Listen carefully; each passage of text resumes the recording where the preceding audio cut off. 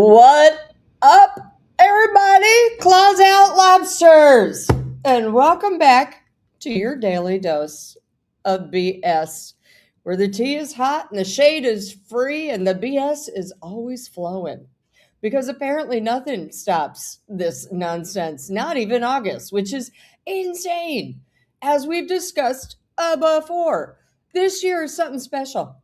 And also, today is something special because Meghan Markle's birthday came and went, and her celebrity friend list appears to be shrinking faster than Harry's hairline. Poor guy. Even Jamie Kern Lima went radio silent this year, and you know what that means. Meanwhile, Harry popped up as a question on Family Feud, and I have a few questions about that survey, which we will get into. But over in La La Land, Paris Jackson called off engagement number 2, and Britney is, well, oh dear Lord, Britney is being Britney, and it's getting harder and harder to watch. Also, we've got Rosie O'Donnell reminding us once again of a sex scene we tried so long and hard and to forget ever happened. But thanks for reminding us, Rosie. Jenna Ortega's confession that should have triggered a call to Children's Services, and New York's First Lady learning the hard way that the NYPD is not her personal travel concierge. Now, again, I do need to warn y'all that I don't talk politics here, but when politicians or politicians' wives become or act like influencers, I say, fair game, especially if they're acting like Harry and Meghan. It's all good. And speaking of Meghan, hold up. Boom. Meghan's shrinking birthday list. I mean, did Meghan just get shade from her former bestie, Jamie Kern Lima? You know, the woman who looks like this?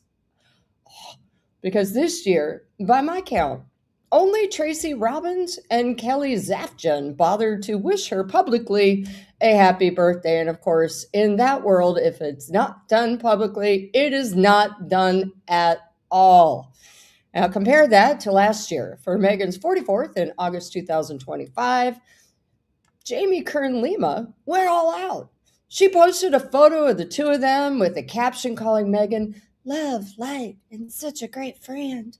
And then a follow-up post of her daughter making a fruit rainbow from a recipe on Meghan's Netflix show. Side note, can we just discuss, I didn't realize you had to have a recipe for a fruit rainbow. I thought it was just a bunch of fruit, cut them down, arrange it in rainbow order, but who knows? I guess that's what her new cookbook show is going to be about.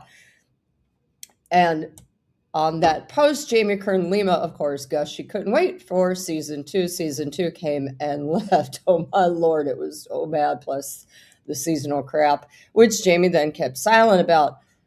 Jamie also last year promoted Meghan by having her on her podcast, giving this infamously insane clip. And I am going to make you watch it, not because I'm torturing you, but because I find it effing hilarious. I every time I see it, you could show this to me 80 times a day, and I would still laugh my ass off. First question, because I think in friendship it's so important.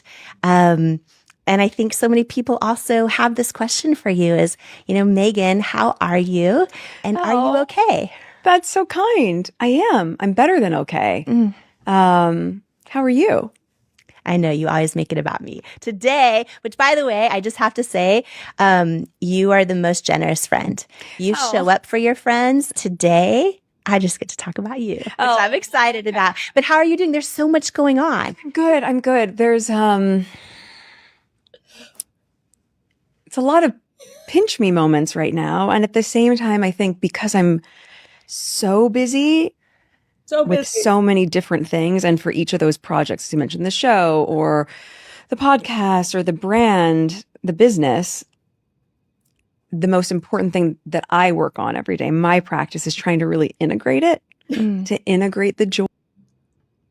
Integrate the joy. Oh, I can't. I love that clip so much. I don't know why. I feel like it was just like written for like Funny or Die or something, or just, it's just a mockery.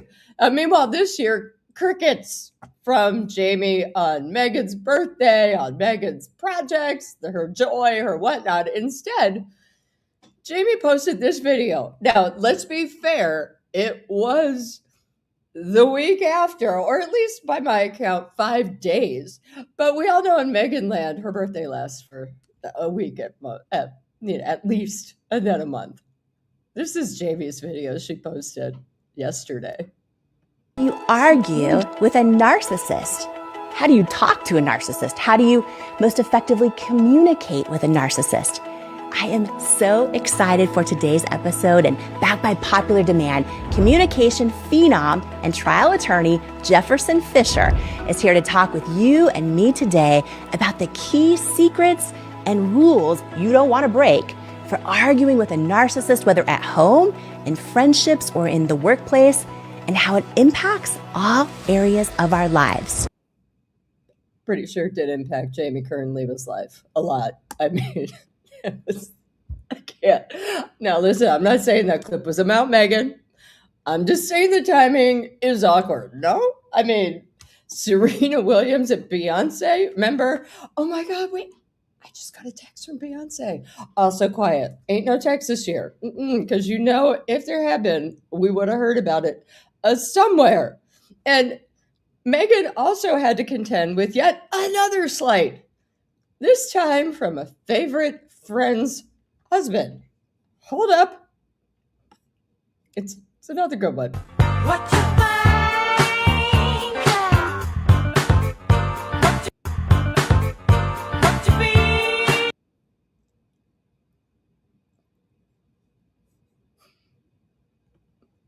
Sorry, I had to take the audio off, or else I'll probably get dinged. Who knows? I live my life being dinged. I am a bit of a ding in general. Now, as for that video, let's be fair. David Foster is approximately 904 years old, and his decades younger wife, Catherine McPhee, who apparently has known Meghan forever and is the only friend, again, using that term loosely, who has known Meghan forever, who is still around. She did corral her husband, David. So Meghan and Harry got the pick in the end. So all's well that ends well.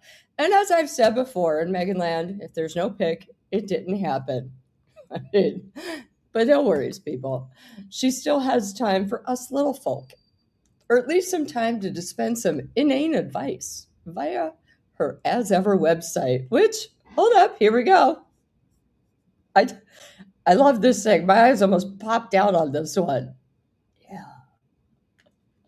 Today reminded us to, and I quote, clip a few fresh flowers before guests arrive, because even a simple arrangement makes your home feel ready for company. Oh, and of course, explore hosting essentials at asever.com. I mean, come on, what you gonna do? Tell you to dip the flowers in jam, stick it in a jam jar, in a candle with no wick? Because then I guess it's wax that'll stick straight up. But come on, she is taking this treat everybody like a left behind preschooler thing way too far. It's like what we used to call in Cincinnati growing up. She's treating us all like we're on the short bus, if you know what I mean. Like, what's next? A tutorial on tying your shoes? I mean, isn't the first rule of marketing never treat your customer like they're stupid? And also, just a question here. Silly. How many dinner parties does this chick think the rest of us are hosting? I mean, no matter to her, because I am actually hearing she's telling people As Ever will double this year, to which I say, as if. That's amazing. Meanwhile, let's get to all Hair Bear, shall we? As Harry was a question on Family Feud with the prompt, tell me something women probably find attractive about Prince Harry, which the whole thing sounds like a PR planted BS question to me, because the episode, which just re-aired BT Dubs, originally aired in January, back when the Sussexes, I always say that, or Sussexes, were once again trying to overcome yet another tsunami of bad press. But I'm going to play along. Why not? So Steve Harvey hosted the showdown between the Crane and Richards families. Lori Richards rang in first and guessed that the thing that most people thought about Harry was attractive was his body. Wrong. Not even on the board. So Cash Crane stole it with his smile. And sure enough, the number one answer was face/smile. I've got so many things to say about this, but just give me a minute. The Cranes played on and correctly got money at number 2 and royalty power at number 4. I mean, at which point I assume they must have had a dial a friend moment from Meghan, but who can say? Strike one came when they guessed fame, but they redeemed himself with, quote, his red hair. And by that, they must mean the one red hair left on his head or just kind of struggling to stay there. But they struck out again because they thought style. Not sure Harry had style, but that's all right. And they were totally taken out when they said his home, which in my opinion, they should have said the palace. But actually the correct answer was his British accent. So the final board of what women apparently find attractive about Prince Harry's face, money, power, hair, and accent. Although my final question is, who in the Sam hell was answering this survey? And did they take this poll before or after Megxit? And of the 100 people surveyed, did they find them all in the Sussex comments in Sussexlandia? I mean, because I'm not sure any of those hold up right now. Except for maybe money, although he's about to lose a packet next week, so he won't have as much. Oops. Probably still more than me, but that's all right. Meanwhile, over in La La La Land, Paris Jackson, daughter of Michael, has just called off her second engagement at 28, just months after losing her court battle against her father's estate. So Michael's daughter announced in Esquire, for some reason, that through working with a therapist, a clinical psychologist, and, these are her words, a whole council of people, she finally realized that her fiancé, Justin Long, just wasn't the one. As for her current dating status, Paris coyly told Alex Cooper, another gag inducer, that she's happy. It's great because, as we all know, apparently the best way to get over someone is to get under someone else. And no shame in that game. All right, we've all been there. I'm not judging. I am, though. Because here's the deal. We got a 28-year-old who entered her first rehab at 17, has spoken openly about self-harm, and even though she says she's 6 years sober, knock on wood, still has, by her own admission, a hole in her septum so her nose whistles when she breathes. And listen, I'm glad she's clean, truly, but hopping from one dude to the next, getting engaged to another dude while you're high, then getting rid of him, thank goodness, but to me, it feels like addict behavior. Like she's kind of behaving like a dry drunk, if y'all know what that is. It's like you don't actually drink anymore, but the issues that led you to drink are still kind of there. Trust me, I know a lot of them. And she may be in therapy, but is she actually dealing with all of her underlying crap, of which there is a tsunami of it? Because remember, this is the woman who, despite having no financial education, no higher education at all, she did briefly try community college before pivoting to full-time modeling, acting, and music, naturally, decided to sue the managers of her father's estate for control of it. The same managers who saved the estate from financial ruin and turned $350 million into billions. But, sure, Paris can do better. Honestly, if only we were all born Nepo babies, we would have the self-esteem-ish or entitlement of Croesus. It would be I'm at a loss for words. It's just truly insane. But now we come to Britney, and y'all, she is not all right. Period. I've done videos on her before. Some of you watched them. And I've talked about how people around her had hoped she'd go to rehab, quote, forever, instead of the 2 weeks she did after her DUI just before her court case to show the judge that she was, taking it seriously. She came out, said she could handle everything on her own with the help of her 2 sons, who have since run screaming from the house, BT dubs, because donde está Jaden and Sean?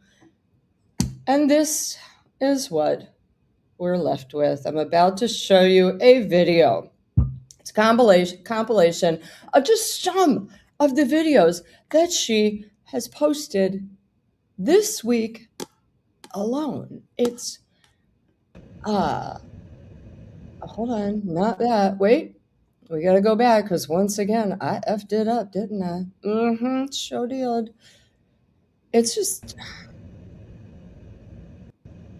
hold on. We got it. She's twerking, y'all. She's twerking. This is a woman in her 40s, a mother of 2.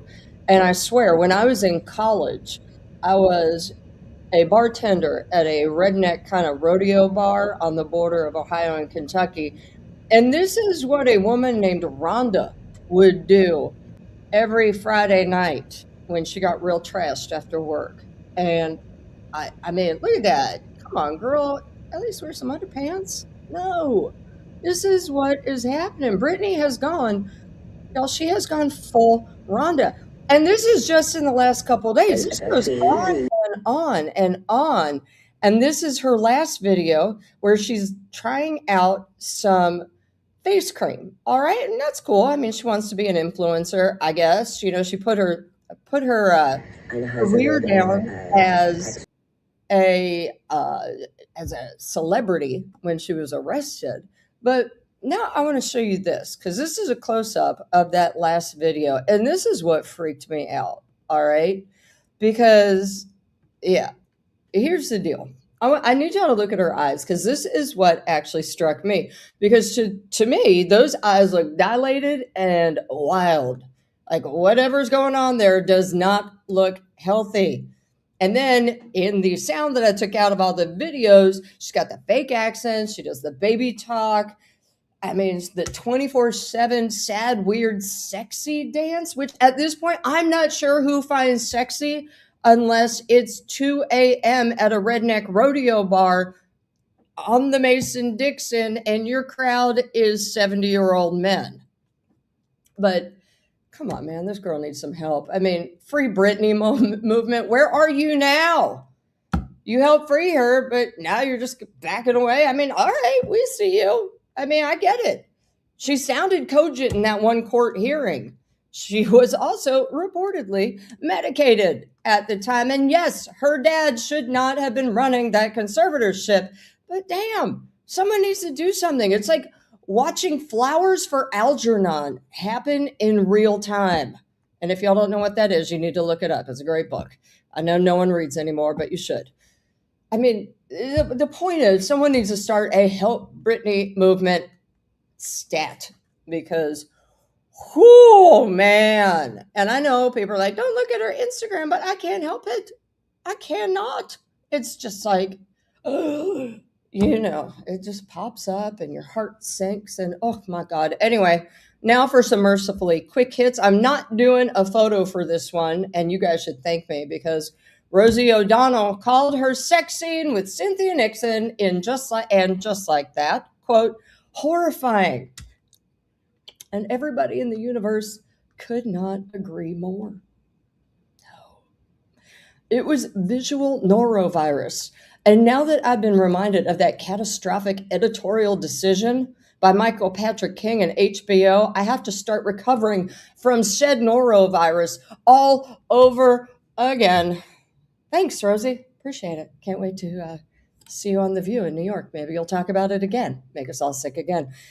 Woo! Oh, my God.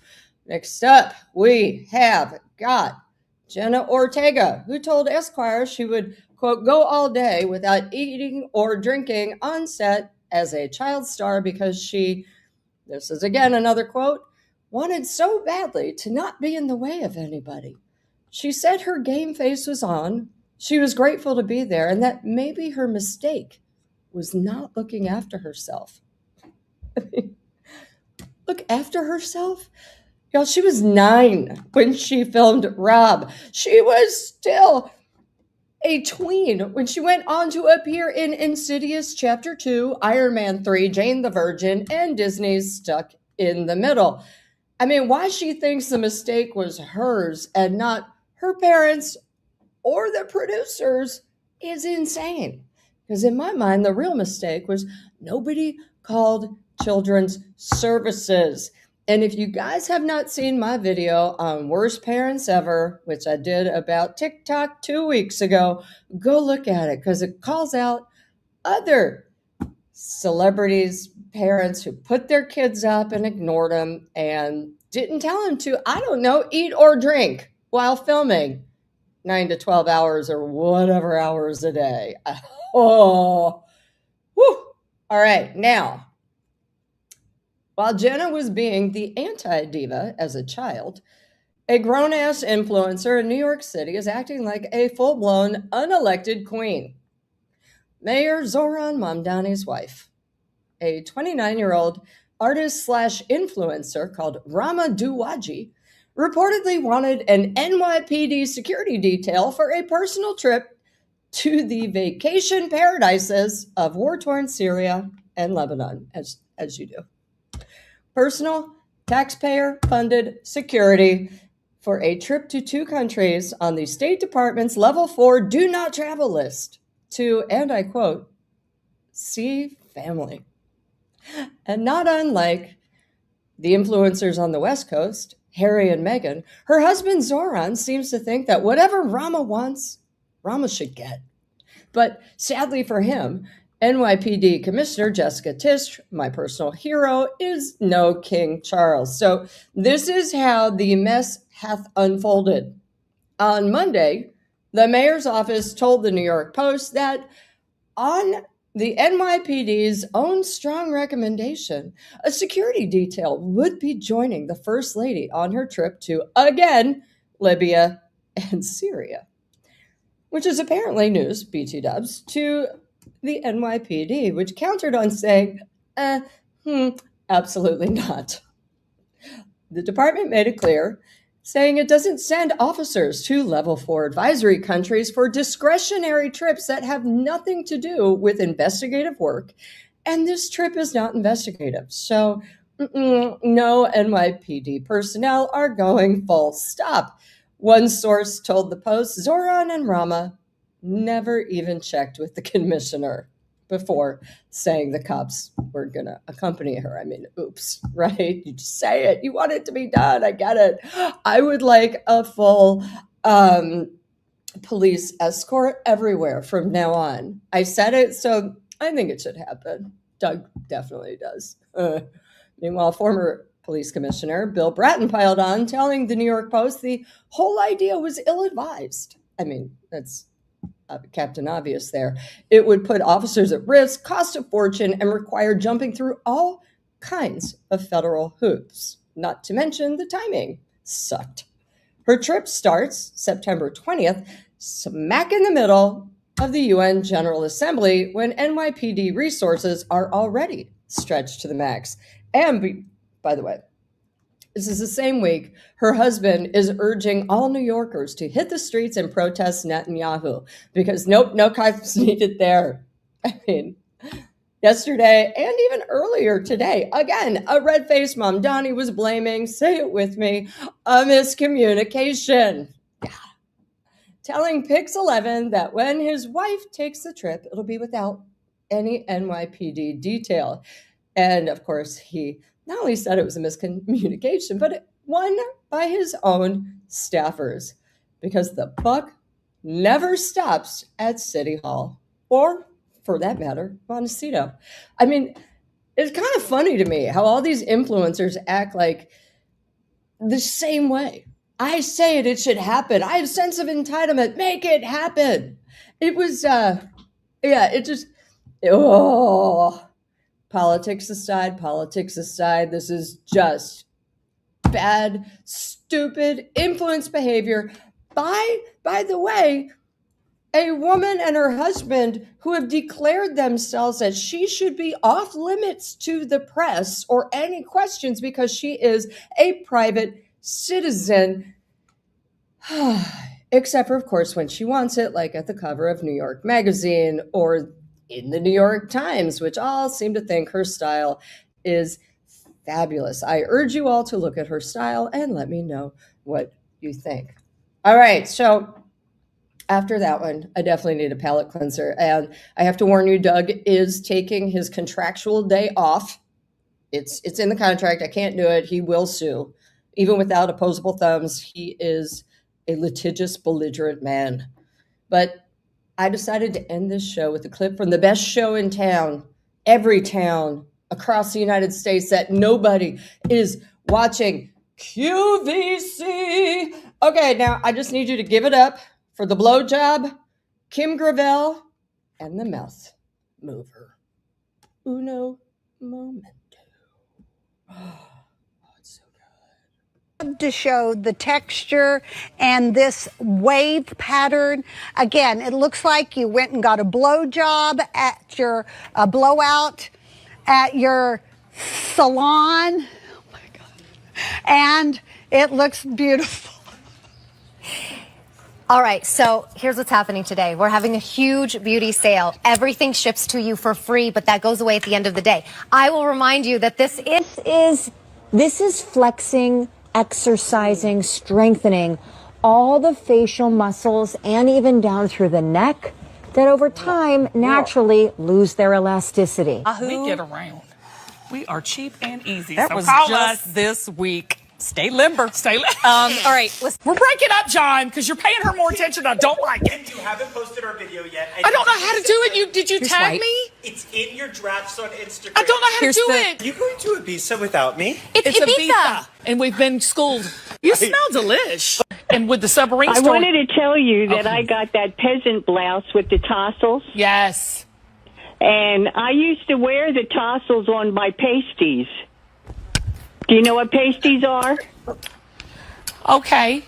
Do you know what pasties are? Yes. I'm going to do. Okay, well, I had tassels on my pasties. Marianne, I just want to say this. You are my emotional support diva.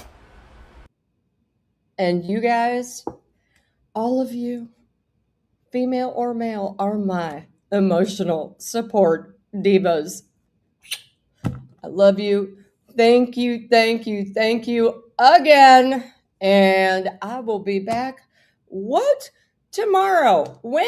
5:30, because I'm doing this every day in August, 5:30 weekdays. Maybe not Fridays, because girl needs a break. And summer Fridays. All right. I appreciate you. I really do. Now, don't forget, hit the like, subscribe, hit the hype, ring the bell, do all that crap. And I'll see you there tomorrow. Well, I'll see you here tomorrow at 5:30. Thanks again, you guys. Have a really great day. Mwah. Bye.